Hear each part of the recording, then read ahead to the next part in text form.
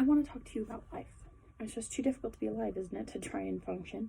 There are these people that you have to deal with. I tried to buy a can of tuna fish at the supermarket, and then there was this person right in front of me where I wanted to reach out and get the tuna fish. And I waited a while to see if they'd move, and they didn't, and they were looking at tuna fish too.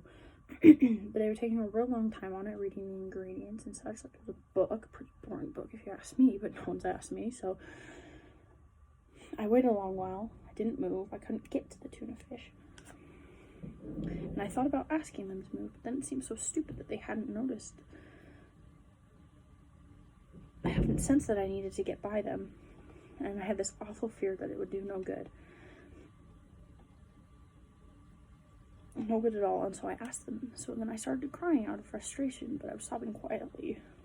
Though it's not to disturb anyone, and even though I was still sobbing softly, he still didn't sense that I was there and needed to get past them to reach the freaking tuna fish. People are so insensitive. I just hate them. And I reached over with my fist and brought it down real hard on his head and said, "Would you kindly move?" And the person fell to the ground, looked totally startled. And a kid nearby started crying. And I was still crying, and I couldn't imagine making use of the tuna fish now. And I was trying. So I left the supermarket and decided to hail a taxi to the Metropolitan Museum of Art. I needed to be surrounded with culture right now and not fish.